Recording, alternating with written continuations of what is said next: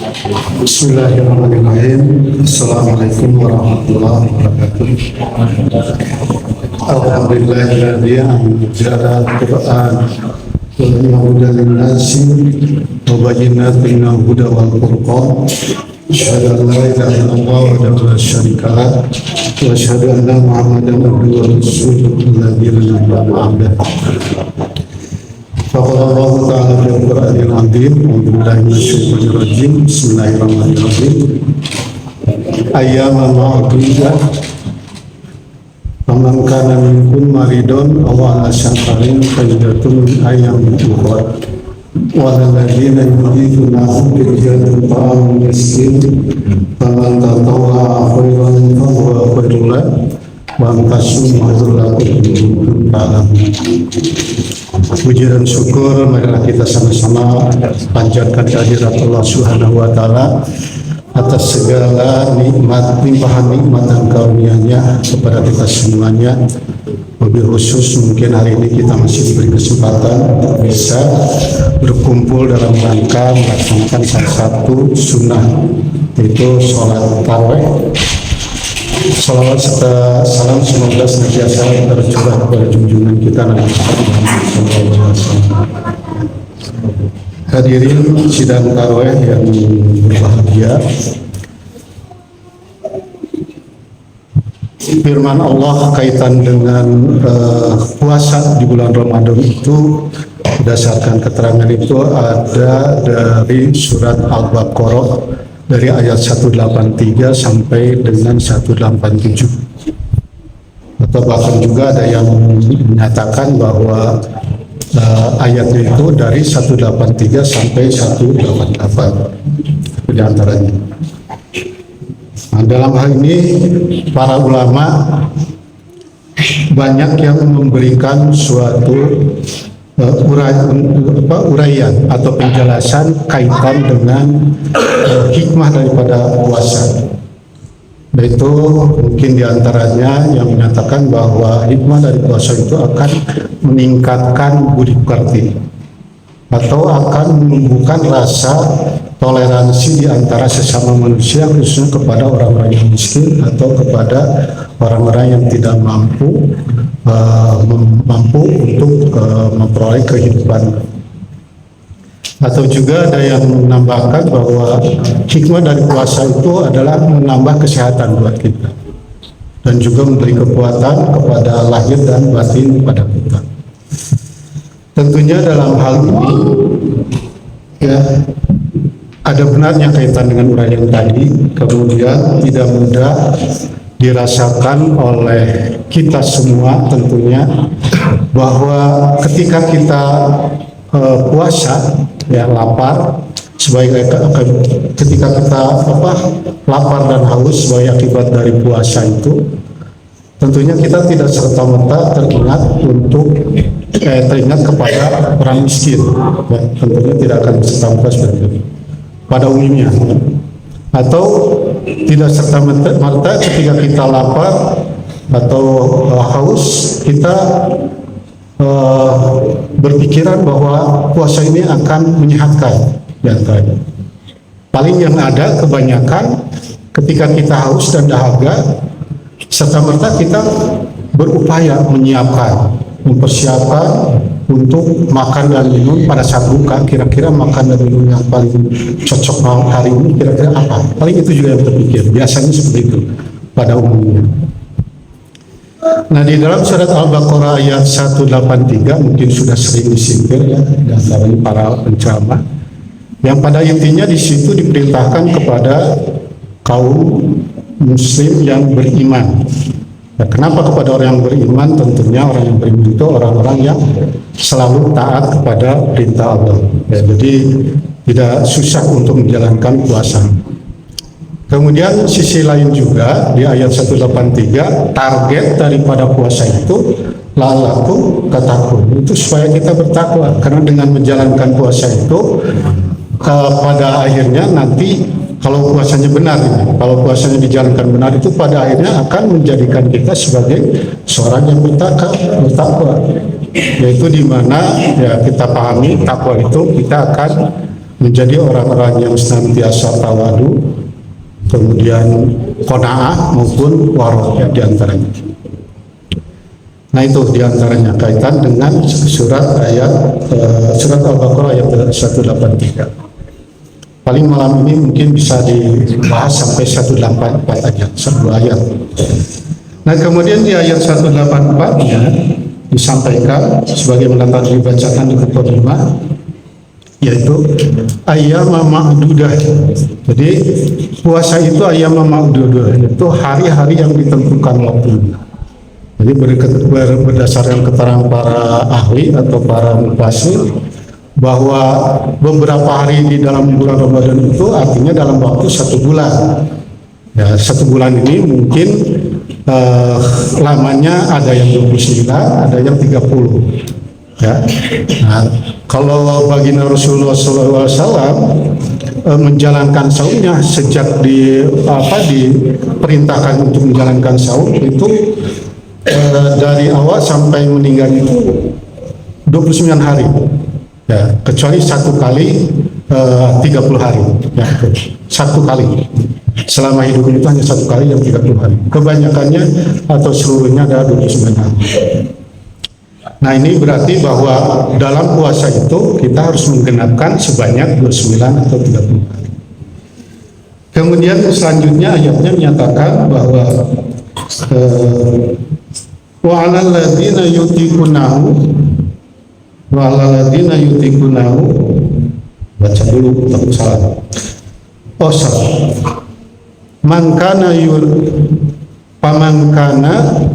Pamangkana minkum maridon au ala safarin faidatu min ayamin ukhra. Jadi barang siapa di antara kamu maridon atau sakit au ala safarin atau safar bepergian, safarin faidatu min ayamin ukhra, apabila berbuka maka wajib hukumnya untuk diganti di hari kemudian di luar hari bulan puasa. Nah itu.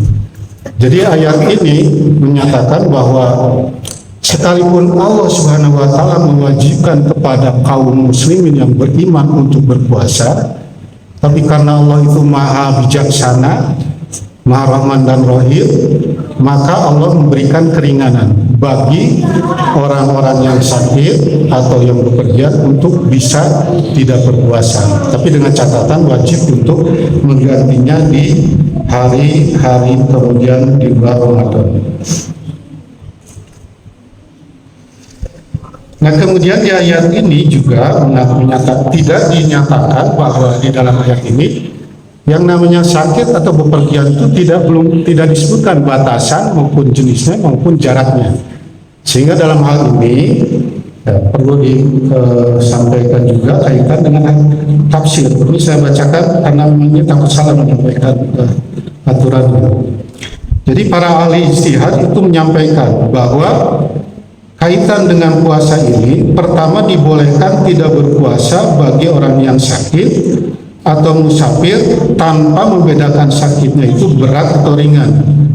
Demikian pula perjalanannya jauh atau dekat sesuai dengan bunyi ayat ini. Artinya bahwa pendapat ini bahwa ketika kita sakit, apakah itu sakitnya berat atau ringan, perginya jauh atau dekat, itu tidak ada masalah kita berbuka untuk tidak puasa.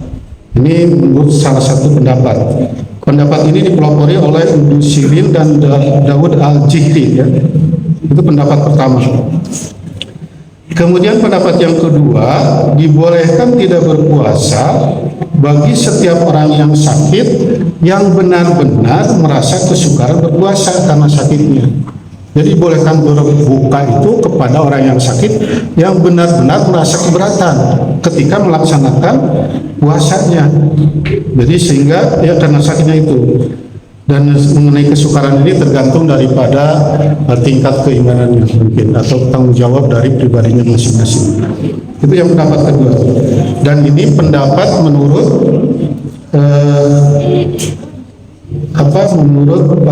sebagian ulama mufassir. Jadi menurut ulama mufassir bahwa puasa itu kita boleh tidak puasa ya apabila sakitnya itu benar-benar merasa kesukaran dalam berpuasa. Gitu. Kemudian yang ketiga, kita dibolehkan tidak berpuasa bagi orang yang sakit atau mufasir dengan ketentuan apabila sakitnya itu berat dan akan mempengaruhi keselamatan jiwa atau keselamatan sebagian dari tubuhnya. Apabila sakitnya itu, apabila berpuasa itu menimbulkan kesakitan seperti itu. Nah, kemudian dari sisi lain juga kaitan dengan perjalanannya, yaitu apabila perjalanan jaraknya yaitu sekitar 16 parsah atau kurang lebih 80 km.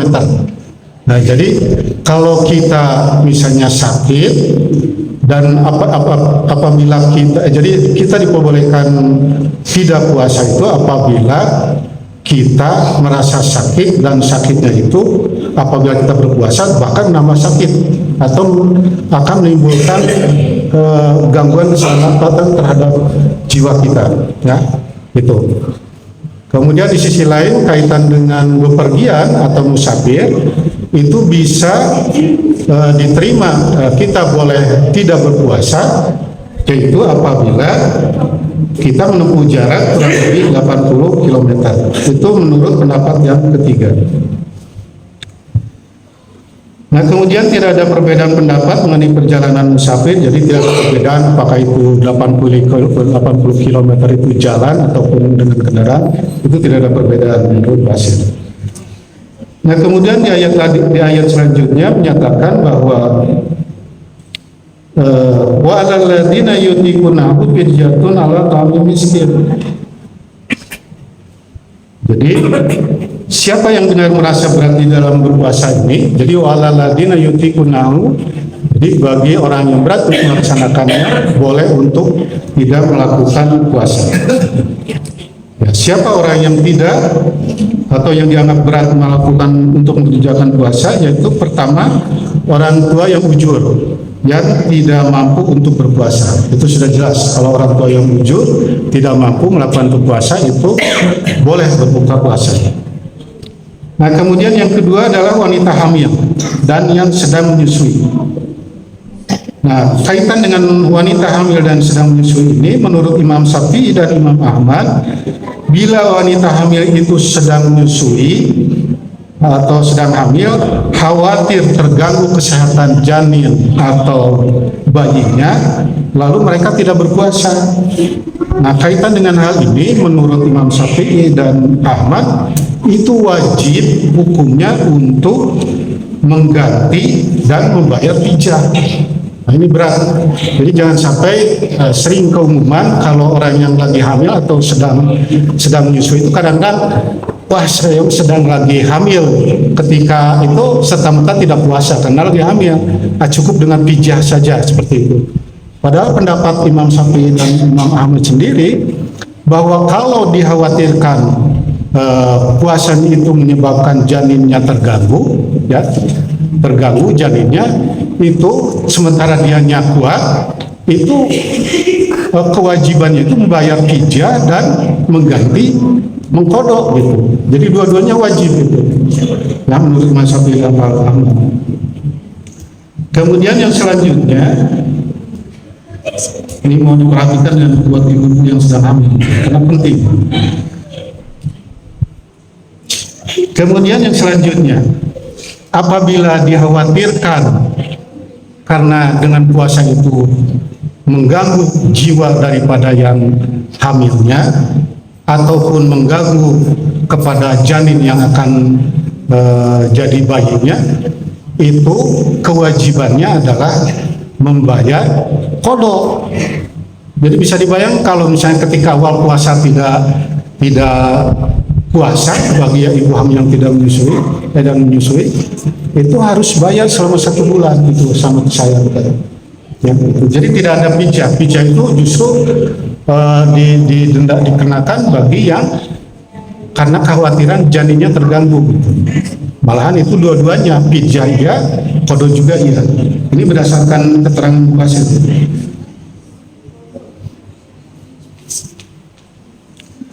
Nah kemudian hal yang lain, jadi orang yang sakit yang dianggap tidak mengerjakan puasa atau orang-orang yang berat mengerjakan puasa itu diantaranya para buruh dan petani, ya, yang dalam kehidupannya sehari-harinya mengerjakan pekerjaan yang keras. Dalam hal ini pertama, Ibnu Hajar dan Imam Ajari telah memberi fatwa bahwa sungguhnya wajib bagi orang yang pengetam padi dan sebagainya dan yang serupa dengan mereka berniat puasa setiap malam Ramadan. Apabila pada siang harinya ia ternyata mengalami kesukaran atau menderita berat untuk berpuasa, maka ia boleh berbuka puasa. Nah, jadi artinya di sini bagi yang pekerja berat, ketika dia apabila berpuasa itu akan mengganggu terhadap kesehatannya, itu boleh berbuka. Tapi dengan catatan malam harinya tetap harus melaksanakannya. Sepanjang belum terasa misalnya akan menyebabkan terhadap dirinya atau jiwanya, itu tetap harus berpuasa. Itu menurut Ibnu Hajar.